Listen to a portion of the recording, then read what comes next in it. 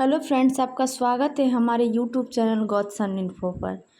Bihar police का अंतिम revision का यह वीडियो है जो कि एनसीईआरटी बुक क्वेश्चंस हैं।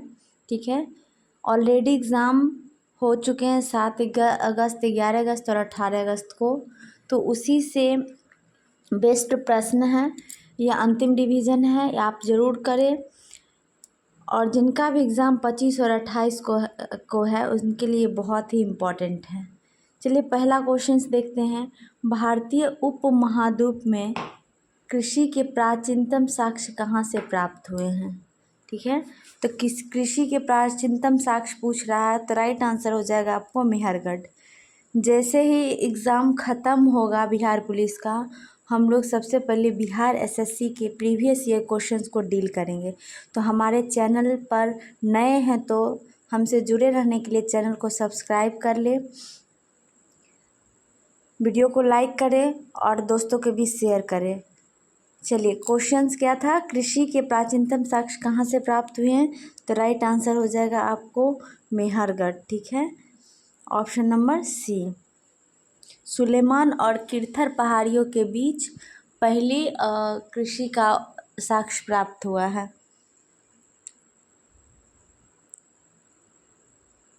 मेहरगढ़ अभी कहाँ है, तो पाकिस्तान में है, बलूचिस्तान। ठीक है, ये वाले एरिया में मेहरगढ़ पड़ता है। लोथल किस नदी के किनारे है, तो भोगवा नदी के किनारे है और किस राज्य में है, तो गुजरात में है। ठीक है, नेक्स्ट है, ऋग्वैदिक काल में निष्क किस अंग का आभूषण था? तो देखिए निष्क मतलब होता था सोना। क्या होता था? सोना। और जो सोना हुआ करता था वह एक गले का हार हुआ करता था। तो राइट आंसर यहाँ पर हो जाएगा आपको गला का। ठीक है, ऋग्वैदिक काल आपको पता होगा 600 बीसी से 1500 बीसी तक को हम ऋग्वैदिक काल कहते हैं। तो उस समय जो निष्क होता था वो गले का हार हुआ करता था, तो गला का आभूषण हो जाएगा। ठीक है, हमारे चैनल पे आप बिहार एसएससी, बिहार दरोगा और बिहार पुलिस की तैयारी करने के लिए जुड़ सकते हैं, तो चैनल को अभी सब्सक्राइब कर ले। नेक्स्ट क्वेश्चन है, उत्तर वैदिक काल में निम्नलिखित में से किनको आर्य संस्कृति का धूर समझा जाता था? तो देखिए जो धूर संप्रदाय कर सकते हैं, साम्राज्य। ठीक है, जो साम्राज्य था वो ये था मगध और अंग। ठीक है, और धूर जो है, धूर कहा जाता था आपको कुरु और पंचाल को। किसको? कुरु और पंचाल को। अंग और मगध को हम कहते थे आर्य साम्राज्य। ठीक है, और कुरु और पंचाल को हम धूर समझते थे। तो राइट आंसर यहाँ से हो जाएगा कुरु और पंचाल। देखिए पिछले को एग्ज़ाम में पूछा जा चुका है कि मगध सबसे शक्तिशाली महाजनपद कौन था? मगध। मगध की राजधानी कहाँ थी? ठीक है, और ये भी पूछा गया था कि पाटलिपुत्र को क्या किस नाम से जाना जाता था? तो हो जाएगा पाटली पाटन। ठीक है, चलिए अगले प्रश्न की तरफ बढ़ते हैं। क्वेश्चन नंबर 4, निम्नलिखित में से किस देवता को कला में हल लिए प्रदर्शित किया गया है? तो यह हल जो होगा प्रतीक, ये बलराम हो जाएगा। राइट आंसर क्या हो जाएगा? बलराम। ठीक है, और बलराम को विष्णु का अवतार माना जाता है, और जो बलराम भक्त होते थे, विष्णु भक्त, उन्हें अलवार कहा जाता था। एक होता था नैनार, जी नैनार किसे कहा जाता था? तो शैव भक्त को नैनार कहा जाता था, और विष्णु भक्त वैष्णव को अलवार कहा जाता था। तो क्वेश्चन नंबर 4 का राइट आंसर हो जाएगा बलराम। नेक्स्ट क्वेश्चन है, लुम्बिनी गौतम बुद्ध का जन्म स्थान था, इसका समर्थन किसके एक अभिलेख से होता है? तो सबसे पहली बात, गौतम बुद्ध का जन्म कहाँ हुआ था? तो लुम्बिनी में हुआ था, नेपाल के तराई क्षेत्र में, 563 ईसा पूर्व। अब जो भी टॉपिक पढ़ो, जो भी क्वेश्चन आए उससे रिलेटेड सारे कॉन्सेप्ट को क्लियर कर लो। और उनकी मृत्यु 483 ईसा पूर्व हुई थी। तो किसके अभिलेख से ये पता चलता है कि लुम्बिनी में हुआ है? तो अशोक। राइट आंसर हो जाएगा। नेक्स्ट क्वेश्चन है, निम्नलिखित में से किसने गिरनार क्षेत्र में जल संसाधन व्यवस्था के लिए सर्वप्रथम पहल की? तो राइट आंसर हो जाएगा चंद्रगुप्त मौर्य। ठीक है, देखिए जो जल संसाधन व्यवस्था था उसका नाम था सुदर्शन झील। तो ये सुदर्शन झील को बनवाया था आपको चंद्रगुप्त मौर्य ने। उसके बाद अशोक जो है कह सकते हैं उसका जीर्णोद्धार किया था, ठीक है, रख रखाव। फिर रुद्रदामन ने भी जीर्णोद्धार करवाया था स्कंदगुप्त। तो सारे उस झील से रिलेटेड व्यक्ति हैं। उस झील का नाम था सुदर्शन झील। नेक्स्ट है, निम्नलिखित में किस गुप्त राजा का एक अन्य देवगुप्त था, ठीक है, अन्य नाम देवगुप्त था। तो देखिए देवगुप्त, देवांशी, देवप्रिय, ये सब जो है चंद्रगुप्त द्वितीय के नाम थे। तो राइट आंसर हो जाएगा चंद्रगुप्त, ठीक है। अब कहे गुप्त वंश की स्थापना किसने की थी, तो श्रीगुप्त हो जाएगा। नेक्स्ट क्वेश्चन है, एलिफेंटा के प्राचीन स्मारक प्रायः हैं। तो जो एलिफेंटा के प्राचीन स्मारक हैं वो शैव धर्म से रिलेटेड है, ठीक है। तो राइट आंसर हो जाएगा केवल 3।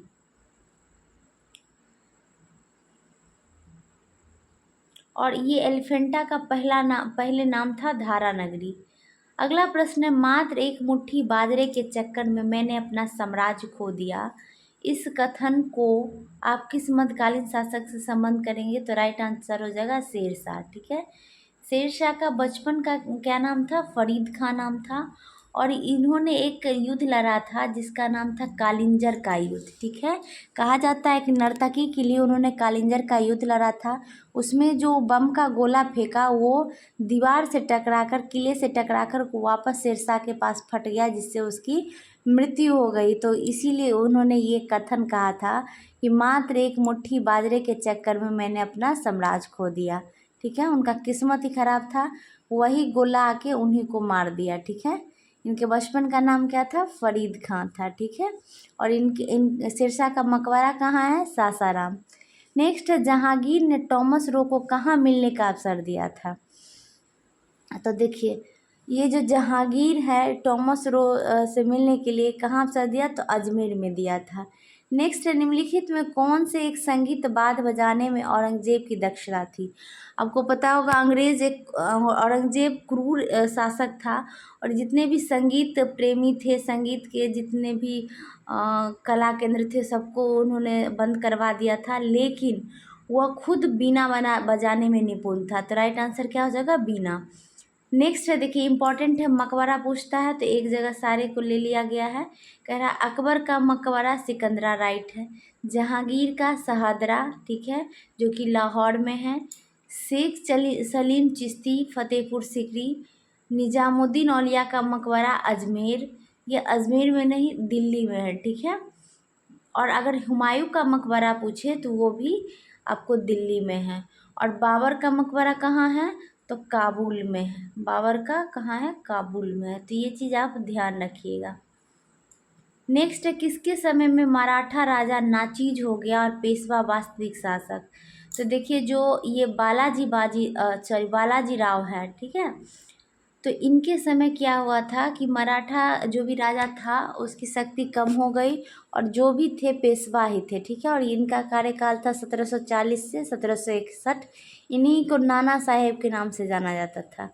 अगला प्रश्न है, व्यापार के लिए भारत आने वाले यूरोपीय लोगों में प्रथम कौन थे। तो देखिए सबका कार्य कौन कौन कब आया, डच 1602 में, अंग्रेज 1600 में, फ्रांसीसी 1664 में और पुर्तगाली 1498 में। एक थे डेनिस, उनका भी जान लीजिए, वो आए थे 1616 में। और क्या कहता है, फ्रांसीसी आए थे 1764 में। तो यहाँ सबसे पहले कौन आया, पुर्तगाली 1498 में। और कौन आए थे, वास्को डी गामा। तो राइट आंसर यहाँ हो जाएगा पुर्तगाली।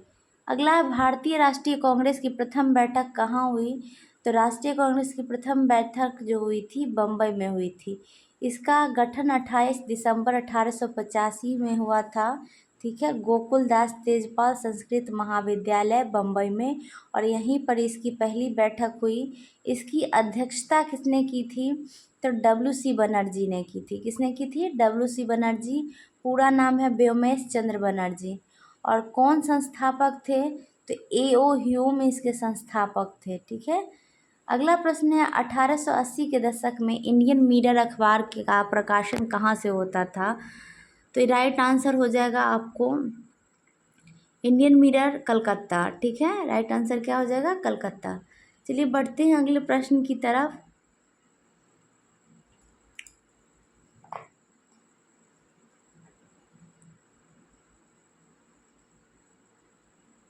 और ये कहेगा इंडियन मिरर के संपादक कौन थे, तो ये थे आपको देवेंद्र नाथ टैगोर, ठीक है। और दूसरा थे मनमोहन, कौन थे, मनमोहन घोष। वीडियो अगर अच्छी लग रही है तो वीडियो को लाइक ज़रूर करें। और यह जो पत्रिका थी यह अंग्रेजी में थी। चलिए नेक्स्ट क्वेश्चन है, सुरेंद्र नाथ बनर्जी द्वारा स्थापित उस संगठन का नाम बतलाइए जिसका 1886 में इंडियन नेशनल कांग्रेस में विलय हो गया, ठीक है। मैं फिर से बोल रही हूँ, 2-3 दिन बाद हम लोग बिहार एसएससी के प्रीवियस ईयर क्वेश्चंस देखेंगे, इसलिए हमसे जुड़े रहने के लिए चैनल को ज़रूर सब्सक्राइब कर ले। तो कह रहा 1886 में इंडियन नेशनल कांग्रेस में किसका विलय हो गया, तो राइट आंसर हो जाएगा आपको इंडियन एसोसिएशन का, ठीक है। किसका हो जाएगा आपको, इंडियन एसोसिएशन। और इसकी अगर गठन की इंडियन नेशनल कॉन्फ्रेंस की हो गई थी, ठीक है, ऑप्शन नंबर डी। और इसके जो संस्थापक थे सुरेंद्र नाथ बनर्जी थे। और कब गठन हुआ था, 1883 में, ठीक है। तो इस संगठन का नाम था इंडियन नेशनल कॉन्फ्रेंस, ठीक है, उसी का। और आपको पता होना चाहिए सुरेंद्र नाथ बनर्जी को बिना ताज का बादशाह कहा जाता था। अगला प्रश्न है, निम्नलिखित में किसने वर्नाकुलर प्रेस एक्ट का प्रवर्तन किया, तो वर्नाकुलर प्रेस एक्ट जो है 1878 में आया था। और लाया कौन, लिटन, ठीक है। और कहेगा वापस, तो 2 साल बाद 1880 में वापस हो गया था, रद्द कर दिया गया, तो ये रिपन, ठीक है। लाया, लॉ से लाया लिटन और रॉ से रद्द रिपन कर दिया था। तो राइट आंसर हो जाएगा यहाँ पर कौन लाया था, तो लिटन। नेक्स्ट क्वेश्चन है, भारतीय राष्ट्रीय कांग्रेस के सूरत अधिवेशन 1907 का अध्यक्ष कौन था। तो बात करें सूरत 1907 में, इसको सूरत फूट के नाम से भी जानते हैं। और इसके जो अध्यक्ष थे रास बिहारी घोष थे, कौन थे, रास बिहारी घोष। तो राइट आंसर हो जाएगा ऑप्शन नंबर ए। और इस क्या कहता है, जो रास बिहारी घोष हैं, सूरत में क्या हुआ था, नरम दल और गरम दल 2 दलों में टूट हो गई थी, इसलिए इसे सूरत फूट के नाम से जानते हैं।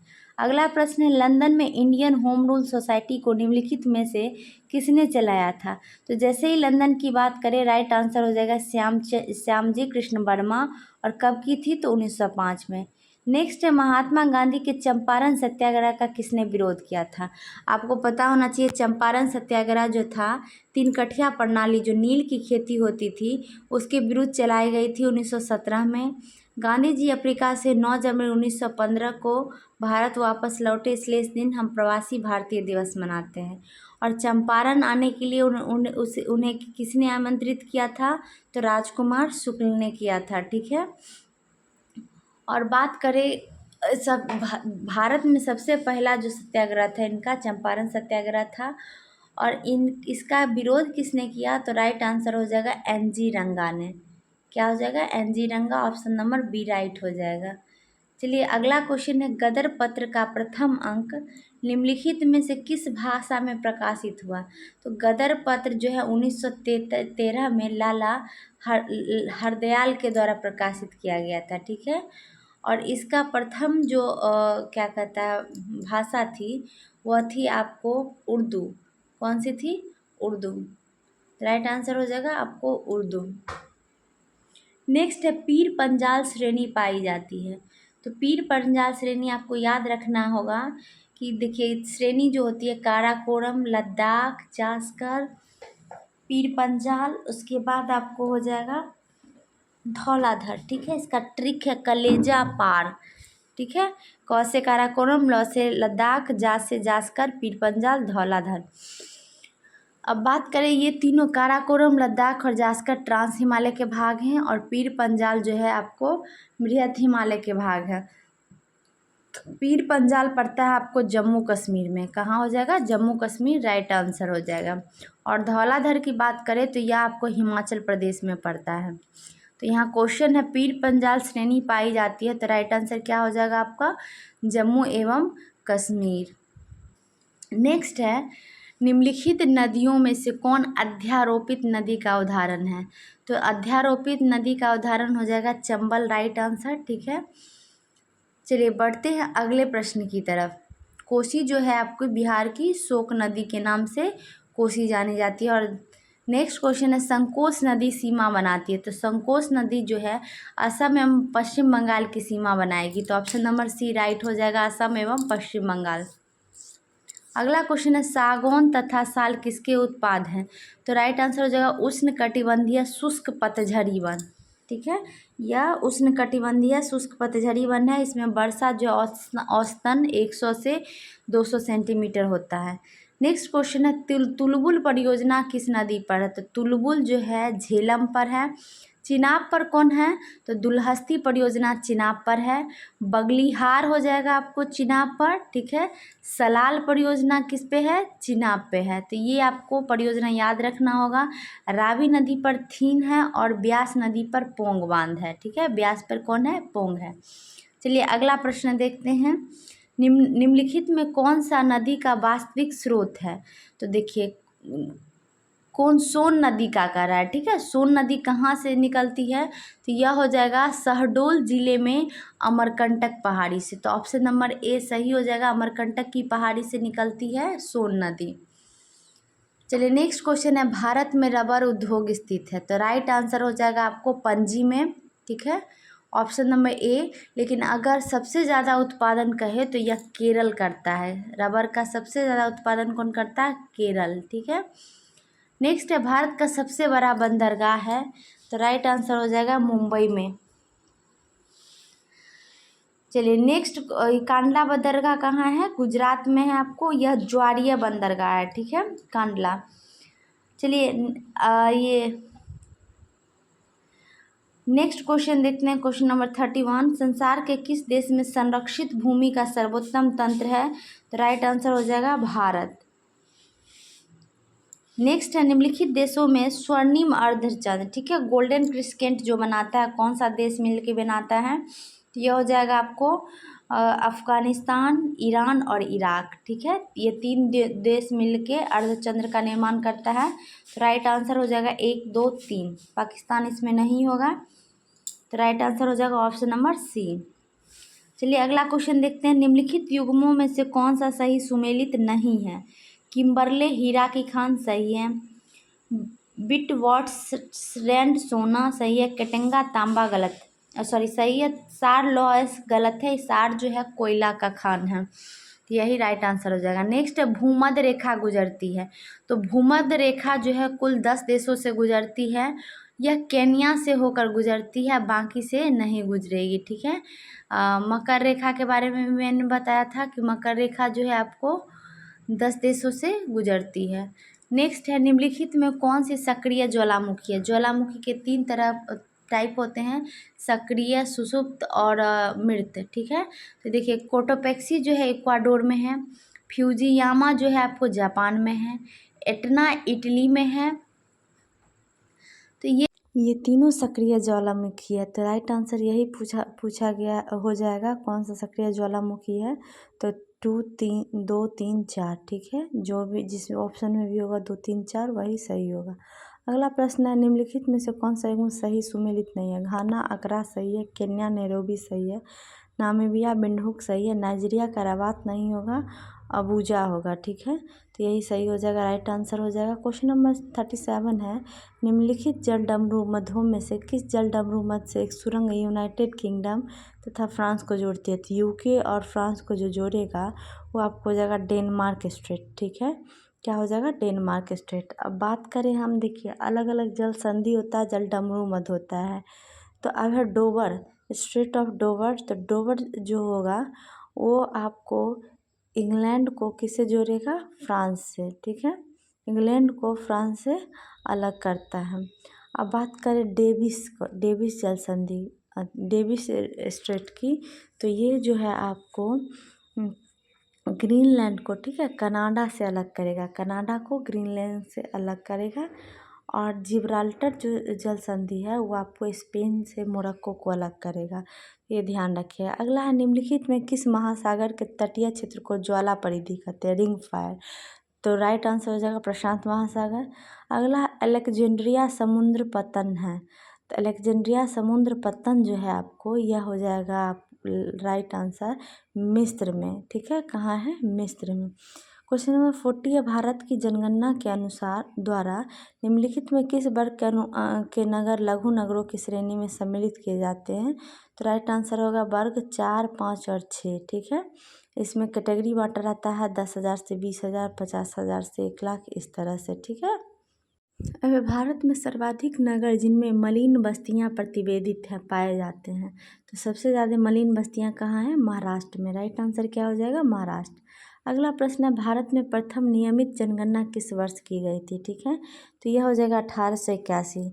मैंने भारत की जनगणना पर स्पेशल वीडियो बना रखी हूँ, तो आप उस वीडियो को ज़रूर देखिए। उसमें सारा भारत की जनगणना से जितने भी प्रश्न बन सकते थे मैंने सारे करवा रखा है। ठीक है, चलिए तो नेक्स्ट क्वेश्चन है, किन कारकों ने उत्तरी भारत से दक्षिणी भारत में चीनी उद्योगों के स्थानिक स्थानांतरण में सहायता की? तो गन्ने के प्रति एकड़ उच्चतर उत्पादन, गन्ने में शर्करा का अधिक होना, पेराई का अधिक लंबा मौसम, सस्ता श्रम। यही हो जाएगा राइट आंसर, सस्ता श्रम। अगला प्रश्न है, निम्नलिखित में से कौन फसलें अधिकांशतः निर्वाह मूलक कृषि के अंतर्गत पैदा की जाती है? तो राइट आंसर हो जाएगा जो मोटे अनाज होते हैं ना, वही निर्वाह मूलक कृषि के अंतर्गत पैदा किया जाता है, जैसे कि बाजरा हो गया, ठीक है, मक्का हो गया, चावल हो गया। तो राइट आंसर हो जाएगा मोटे अनाज तथा चावल। नेक्स्ट क्वेश्चन है, सहकारी इकाइयों की दशा में किस क्षेत्र को विकास की ऊंची दर प्राप्त होती है? तो राइट आंसर हो जाएगा चीनी। नेक्स्ट है, किस बैंक ने सर्वप्रथम चीन में अपनी शाखा खोली है? तो राइट आंसर हो जाएगा स्टेट बैंक ऑफ इंडिया। ठीक है, चीन में किसने शाखा खोली है? State bank of India. Next है, मिश्रित अर्थव्यवस्था का क्या आशय है? तो मिश्रित अर्थव्यवस्था में हो जाएगा आपको सार्वजनिक एवं निजी क्षेत्र का सह अस्तित्व। ठीक है, दोनों सह अस्तित्व होगा, उसी को हम मिश्रित अर्थव्यवस्था कहेंगे। अगला प्रश्न, अदृश्य निर्यात का क्या अर्थ है? अदृश्य निर्यात मतलब होता है अलिखित सामान का निर्यात। ठीक है, तो राइट आंसर हो जाएगा सी नंबर। नेक्स्ट है, विश्व व्यापार संगठन का मुख्यालय कहाँ है? तो यह आपको ऑलरेडी बिहार पुलिस पूछ चुका है। विश्व व्यापार संगठन होता है WTO, वर्ल्ड ट्रेड ऑर्गेनाइजेशन। इसका मुख्यालय जिनेवा में, और इसकी स्थापना 1995 में हुई थी। अगला प्रश्न है, निम्नांकित में कौन सा देश विश्व की तीसरी सबसे बड़ी अर्थव्यवस्था है? तो यह राइट आंसर हो जाएगा आपको भारत। ठीक है, तो यह हमारा 50 क्वेश्चंस का सीरीज़ था। आई होप आपको ये क्वेश्चंस पसंद आए हों, तो वीडियो को ज़रूर लाइक करें और हमसे जुड़े रहने के लिए चैनल को सब्सक्राइब कर लें। Thank you so much.